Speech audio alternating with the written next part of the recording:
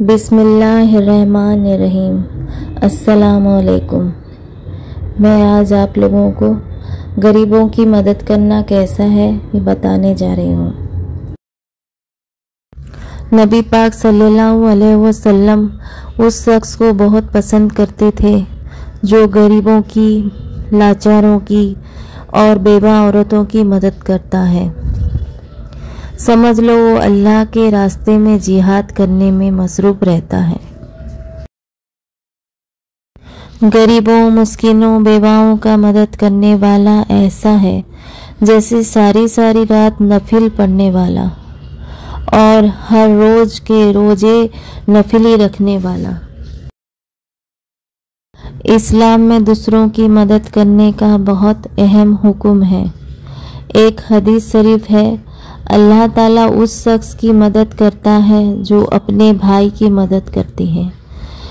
اس حدیث سے ہمیں سمجھ آتا ہے کہ ہمیں اپنے مسلمان بھائیوں اور بہنوں کی مدد کرنی چاہیے۔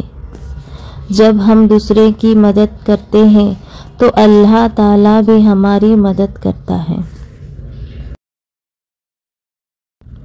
کسی کو کچھ مدد کرو۔ جب کوئی پریشان ہو تو اس کی مدد کرو۔ زمین والوں پر رحم کرو، آسمان تم پر رحم کرے گا۔ اگر تم چاہتے ہو کہ دل کو تھوڑا اچھا لگے، مسکین کو کھانا کھلاؤ، یتیم کے سر پہ ہاتھ پھیلاؤ، کچھ نہیں تو اس سے مسکرا کے ملو، کچھ نہیں تو اس کو اچھی نصیحت دے دو۔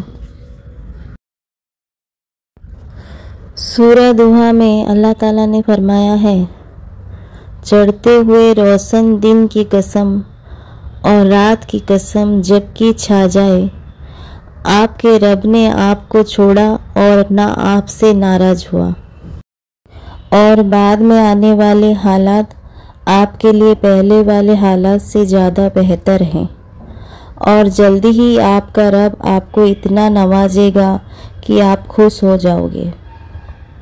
کیا اس نے آپ کو یتیم نہیں پایا تو اس نے ٹھکانہ دیا؟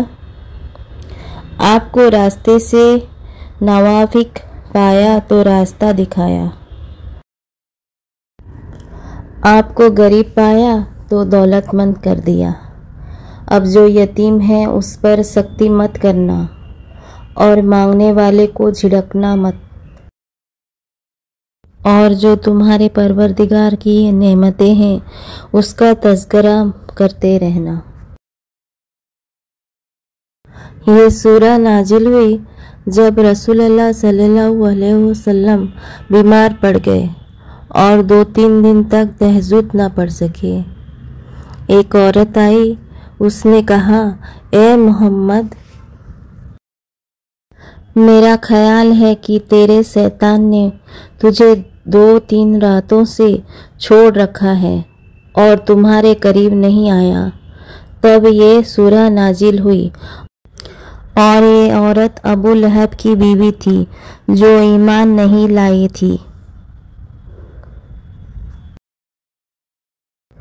ابو لہب کی بیوی نے جو گستاخی بھرے الفاظ اور الزام لگائے تھے اس کو رد کرنے کے لیے اور نبی کی تسلی اور دلداری کے لیے یہ سورہ نازل ہوئی۔ اس سورہ میں اللہ تعالیٰ نے رات اور دن کی قسم کھا کر نبی صلی اللہ علیہ وسلم کو یہ یقین دلایا ہے کہ آپ کے رب نے نہ آپ کو چھوڑا ہے اور نہ آپ سے ناراض ہوا ہے، یقیناً وہ آپ کے ساتھ ہے۔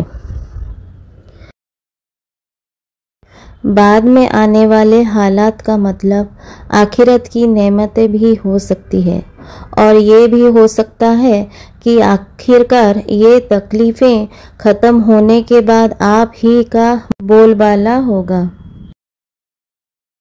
آپ کا رب آپ کو اتنا نوازے گا کہ آپ خوش ہو جائیں گے، کا مطلب ہے کہ آپ کی پسندیدہ چیزیں اتنی دے دے گا کہ آپ خوش ہو جائیں گے، اور وہ پسندیدہ چیزوں میں دین اسلام کی ترقی اور اس کا دنیا میں پھیلانا، دشمنوں پر غالب آنا اور اللہ کا کلمہ بند کرنا سب داخل ہے۔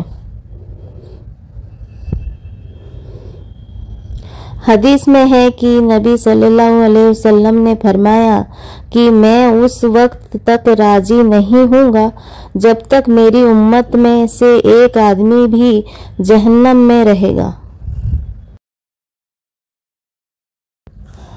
اللہ نے 3 نعمتوں کو گنایا ہے۔ پہلی نعمت، آپ یتیم تھے اور عرب میں یتیموں کا حالت بہت خراب تھا، لیکن اللہ تعالیٰ نے آپ کے چاچا ابو طالب کے دل میں ایسی محبت ڈالی کہ انہوں نے ایک باپ کی طرح نبی آپ کی پرورش کی۔ دوسری نعمت، آپ اگرچہ شرک اور کفر سے محفوظ تھے لیکن حق راستے سے بے خبر تھے، تو اللہ نے آپ کو پیغمبر بنایا جس سے بڑھ کر کوئی درجہ ہی نہیں ہے۔ تیسری نعمت، آپ غریب تھے، ہم نے آپ کو دولت مند کر دیا اور اس کا ذریعہ حضرت خدیجہ کو بنایا جو کہ ایک امیر خاتون تھی۔ سورہ ودہ میں اللہ تعالیٰ نے فرمایا ہے کہ یتیم کے ساتھ سختی مت کرنا اور مانگنے والے کو کبھی جھڑکنا نہیں۔ جب تم اللہ کے راستے میں چلو گے تو اللہ تمہیں بہت پسند کرتا ہے۔ جو اللہ کے نام پہ خرچ کرتا ہے وہ اللہ کے قریب ہوتا ہے، جنت کے قریب ہوتا ہے اور لوگوں کے قریب ہوتا ہے، اور جو اللہ کے نام پہ خرچ نہیں کرتا ہے وہ اللہ سے دور ہوتا ہے اور لوگوں سے بھی دور ہوتا ہے۔ بنی اسرائیل کے اندر ایک آدمی نے حضرت موسیٰ علیہ السلام سے کہا، میں بھوکا رہ رہ کر ختم ہو گیا ہوں، آپ اللہ سے کیوں نہیں فرماتے کہ اللہ رب العزت میری جتنی بھی روزی ہے مجھے ایک ہی دفعہ میں دے دے تاکہ میں ایک دفعہ پیٹ بھر کر کھا لوں۔ تو حضرت موسیٰ نے اللہ رب العزت سے جب دعا کی تو اللہ رب العزت نے فرمایا کہ اس کی قسمت میں اتنا اناج ہے کہ میں سب کو ملا کر دے دوں تو 10 روٹیاں بنے گی، اس لیے میں آہستہ آہستہ دے رہا ہوں تاکہ اس کو دنیا میں تھوڑی دیر زندہ رکھ سکوں۔ حضرت موسیٰ نے کہا، یا اللہ یہ تو درخواست کر رہا ہے۔ 10 روٹیاں اس کو پہنچ گئی۔ حضرت موسیٰ علیہ السلام آگے نکل گئے۔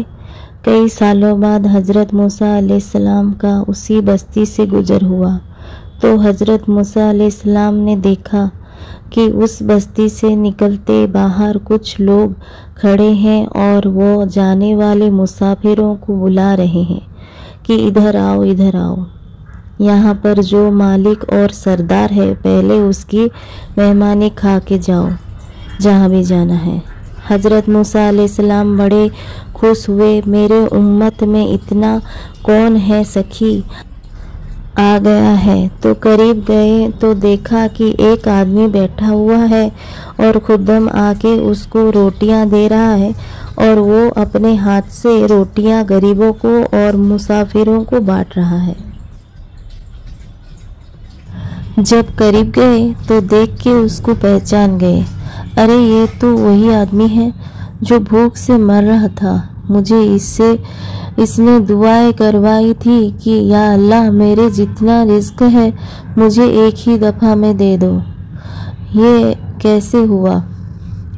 تو اللہ رب العزت نے فرمایا، اے میرے نبی جو آپ دیکھ رہے ہو وہ بھی سچ ہے اور میں نے جو پہلے فرمایا تھا وہ بھی سچ تھا۔ ہوا یہ کہ جب میں نے اس کو 10 روٹیاں دی تو اس نے 1 کھائی اور 9 بانٹ دی، اور میرا اصول یہ ہے کہ میں ایک کی 10 دیتا ہوں۔ میں نے اس کو 90 روٹیاں دی، پھر اس نے 1 کھائی اور باقی بانٹ دی، میں پھر 10 گنا کر کے دے دیا۔ اب وہ دن ہے اور آج کا دن یہ میرے بڑا سخی بننے کے چکر میں ہے، یہ بانٹتا ہے میں اس کو دیتا ہوں، تو دل بڑا کر کے खर्च करने से अल्लाह आपको उससे ज़्यादा देगा।